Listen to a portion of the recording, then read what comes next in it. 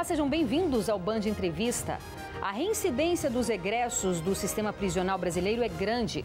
Dados do Conselho Nacional de Justiça indicam que mais de 40% dos homens e mulheres que deixam o presídio voltam a cometer crimes.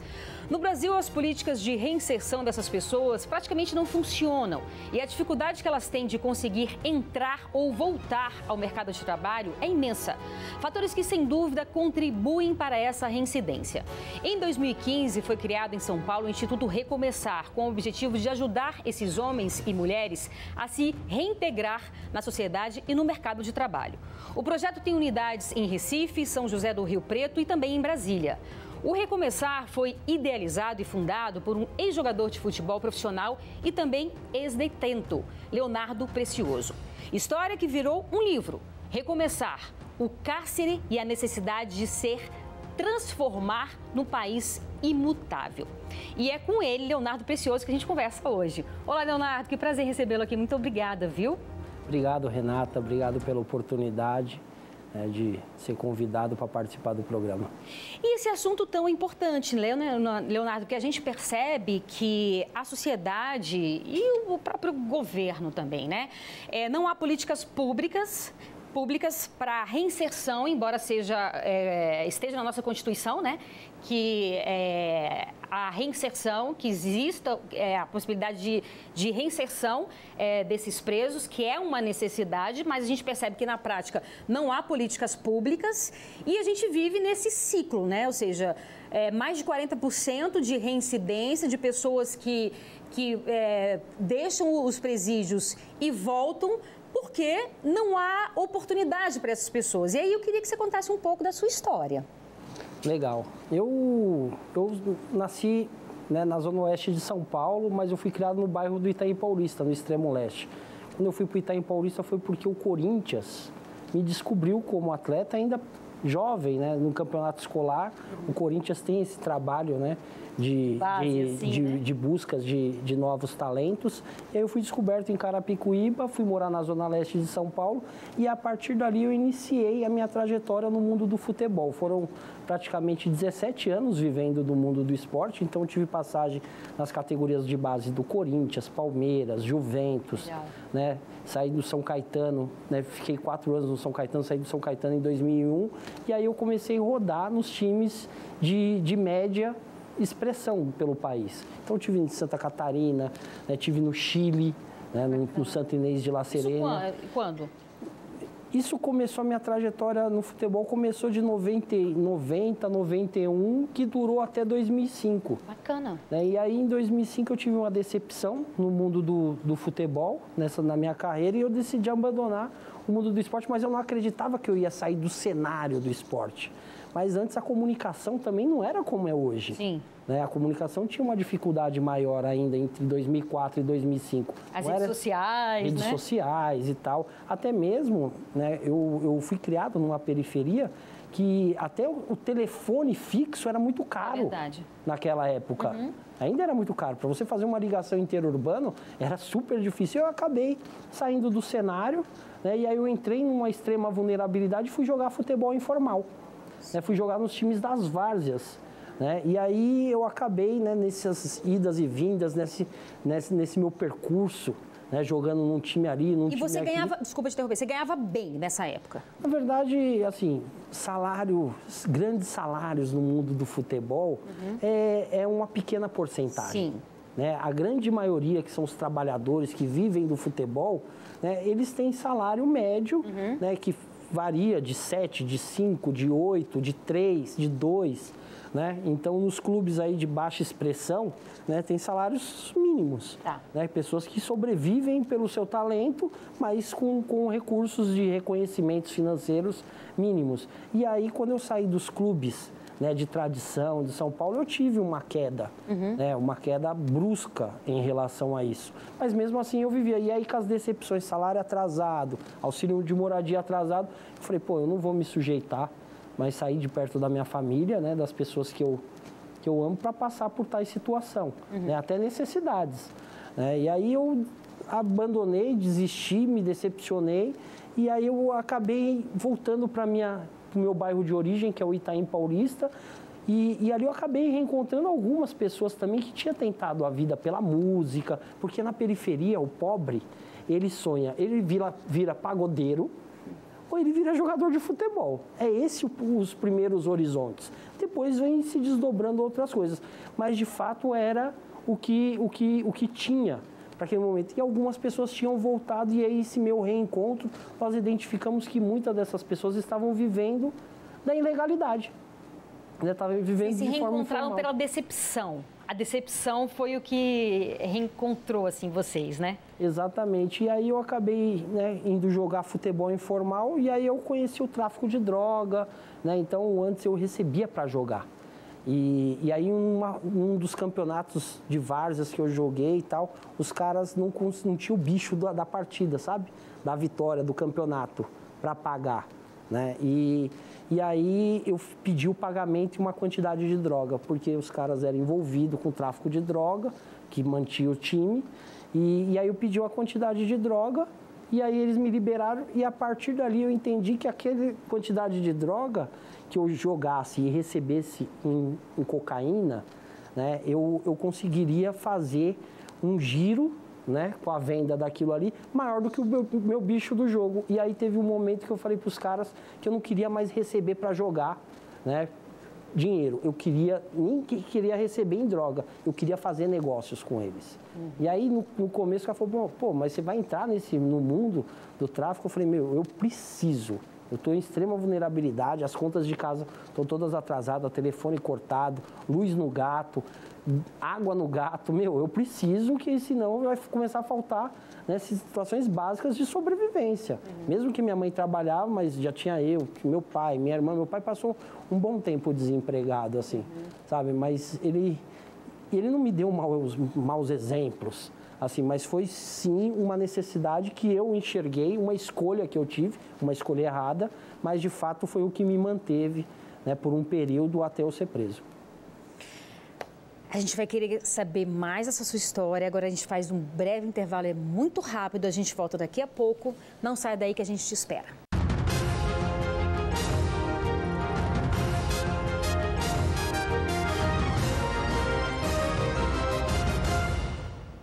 Estamos de volta com o Band Entrevista. Hoje o nosso entrevistado é o Leonardo Precioso, idealizador e fundador do Instituto Recomeçar, que ajuda egressos do sistema prisional a se reinserir na sociedade. Leonardo, então você estava contando a sua história até o momento em que você foi preso por tráfico de drogas. E aí? Na verdade, Renata, eu me envolvi com o tráfico de drogas, só que o mundo da criminalidade, o mundo do tráfico, você acaba entrando por vários becos e vielas. Sim. E eu acabei... Aquilo vai sendo banal e normal, né? Vai se normalizando, né? Exato. E você vai se aprofundando, vai se envolvendo e deixar ser envolvido. Sim. E aí eu acabei sendo preso por crime de sequestro. Sequestro. Sim. Por crime de sequestro. E assim, né? Fui parar dentro do sistema carcerário, cumpri 7 anos e 13 dias. Né? Foi um período muito difícil. Não só para mim, mas também para minha família. Sim. Né? Nesse mesmo período, minha filha foi gerada, né? A Sofia foi gerada e aí eu não conhecia a Sofia. Eu fui conhecer a Sofia com 3 anos e 4 meses. 3 anos? 3 anos e 4 meses na minha primeira saída temporária. Você não queria que ela fosse levada para lá? Não, não queria. Eu não queria, porque eu não queria que ela sentisse o cheiro daquele lugar. Você ficou aonde? Eu passei por 7 unidades prisionais, né, em São Paulo. Por que tantas mudanças? Eu também, um período da minha vida, eu também me envolvi por lutas de causas de humanitárias dentro do sistema carcerário e me envolvi com organizações criminosas também. E essas lutas por direitos, muitas das vezes a gente pagava um preço por lutar por um médico, de lutar por situações básicas de higiene pessoal. Como é lá dentro, Leonardo? O sistema carcerário, ele é duro e severo, né? Superlotado, né? Escassez. É uma sociedade oculta, Renata.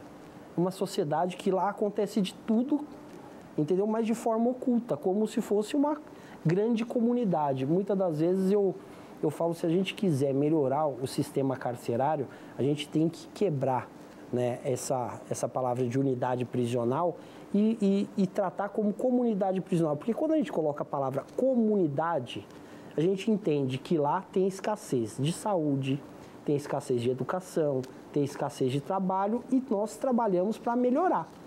Né? Então, eu enxergo dessa forma. Por quê? Porque o sistema carcerário hoje ele é um sistema punitivo. Não é um sistema de ressocialização. Falar que não tem educação, falar que não tem trabalho, seria um erro da minha parte, porque tem, mas o percentual de oportunidades é muito pouca dentro do contingente que tem o sistema carcerário. Eu fui um cara que morei numa cela com 60 pessoas. E essa cela, ela foi... Como vocês dormiam? Não dormia, você descansava. Né, de uma certa forma, de revezamento, né, muitas das vezes. Uns sentados, outros deitados. Né, lá, né, as redes a gente chamava de nave, porque pendurava de um lado para o outro, uma trançava para lá, outra trançava para cá, e era dessa forma, né, da melhor maneira possível. E a gente ali que estava naquela situação, nós não poderíamos nos destruir, né, porque estavam todos naquela situação. A gente tinha que nos acomodar da melhor forma. Leonardo, é tão importante esse relato porque, assim, é o mínimo de dignidade que essas pessoas precisam, né? Porque errar, todos nós erramos, essas pessoas erraram e estão ali pagando a sua pena. Mas aí, quando se fala de direitos humanos, há muitas críticas e eu acho que uma falta de entendimento hoje em dia no que diz respeito a direitos humanos. Porque, assim, todos nós somos humanos e todos nós temos os nossos direitos, né? Então, cumprir uma pena com dignidade, o mínimo de dignidade, acho que é o mínimo que essas pessoas precisam e essas pessoas vão voltar para a sociedade. E de que forma que essas pessoas estão voltando para a sociedade? Então, é o questionamento que toda a sociedade tem que fazer, porque a sociedade vai receber essas pessoas. E como nós estamos recebendo essas pessoas? Sim. E, assim, dentro do sistema carcerário, né, como eu falei, como eu citei, hoje trabalha de forma punitiva, como que vai fazer um trabalho de ressocialização com uma pessoa que mal ela consegue se alimentar ou até mesmo dormir, porque o sono, o descanso faz parte da evolução do ser humano. É o mínimo. É o mínimo. E aí, né, infelizmente, isso é afetado. A gente não está falando que, né, a gente usa... Mordomia, né? As pessoas falam, não é mordomia. É o mínimo. É o mínimo básico do ser humano se ressocializar. É dignidade. É uma dignidade do ser humano mínima. Que todo mundo tem que ter esse direito, entendeu, Renata? Mínima. Comida estragada tem essas coisas? Renata, a gente, assim, época de blitz, que a comida é feita às 7 horas da manhã por causa do contingente e tal, e a gente vai comer 4 horas da tarde, geralmente muitas daquelas marmitas chegam azedas já. Né, por causa que fica parada lá, teve blitz, teve aquele negócio e muitas das vezes aquele dia de blitz, o que você come é um copo de café com leite e um pão com manteiga no final da blitz. Né, mas já tivemos vários relatos, né, de comida estragada. Mas de fato, assim, muitas das unidades prisionais têm uma cozinha própria que quem trabalha lá são os próprios sentenciados. O que acontece de fato que aquele alimento que está sendo preparado não é que ele está sendo mal preparado, tá? É que é de péssima qualidade. Né? Mas é um alimento que é para não morrer de fome. Né? Mas é o que acontece. Como é que surgiu a ideia de criar o Instituto Recomeçar? O Recomeçar, ele surgiu em 2015, ainda dentro das estruturas do Gerando Falcões, da matriz Gerando Falcões. Em 2015, quando eu tive a oportunidade, o Edu, né, foi um ex-jogador de futebol, como eu e tal, e ele me trouxe para dentro do Gerando Falcões, junto com o Lê Maestro e tudo, nós entendemos que a oportunidade poderia mudar a vida de tantas outras pessoas. E aí começamos a fazer esse trabalho de um a um. A gente sabe que o problema ele vem de forma gigantesca, avassaladora, como se fosse uma onda mesmo. Mas o resgate é de um a um. E aí nós fizemos as primeiras ações, pensando nesse resgate de oportunidade para as pessoas, no início, ao ponto da gente olhar e falar assim, tem como fundar aqui dentro um pilar... Dentro do Gerando Falcões, o pilar de geração de oportunidade para egressos do sistema carcerário através de capacitação profissional, desenvolvimento humano e trabalho.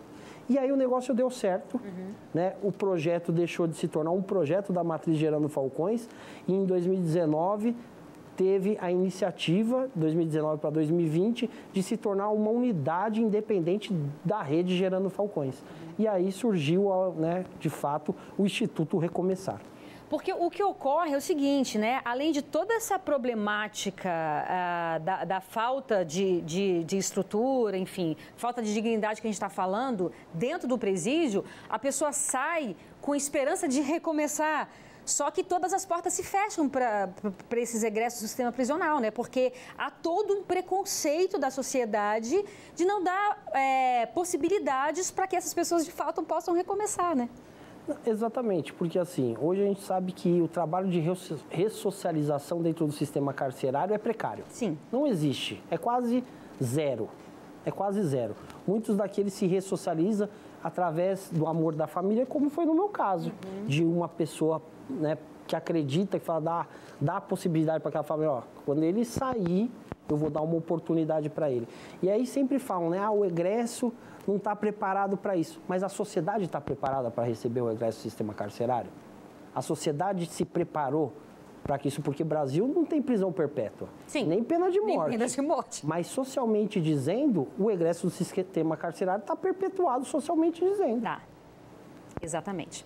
Então agora a gente faz mais um breve intervalo e volta daqui a pouco. Não saia daí, a gente te espera.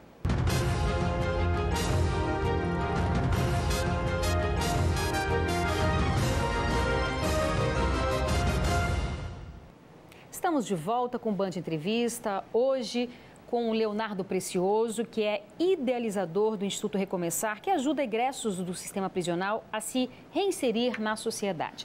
Então, Leonardo, nós estávamos falando dessa dificuldade mesmo, né, que os egressos do sistema prisional têm. Então, assim, em tese e na prática, as pessoas já cumpriram as suas penas, mas, na verdade, é como se fosse uma pena eterna, né? Porque se eles não tiverem apoio, e a maioria não tem essa possibilidade, essa ajuda, o mercado de trabalho se fecha completamente para essas pessoas. E sem trabalho, o que é um homem ou uma mulher sem trabalho, né? Perde a sua dignidade, né, Renata? Isso é fato, sabe? A pessoa precisa das suas necessidades básicas para sobreviver em sociedade. E aí foi como foi citado, a sociedade está preparada para receber essas pessoas, porque a única coisa que impede da pessoa chegar, né, no mercado de trabalho de forma formal é o preconceito. Sim. Muitas das vezes fala o título de eleitor, ele impede que ele vote, que a pessoa vote e que ela consiga se formalizar como microempreendedor individual, certo. Que é o meio que todo mundo fala, então o egresso vai ter que empreender. Tá bom, ele vai empreender. E o título bloqueado?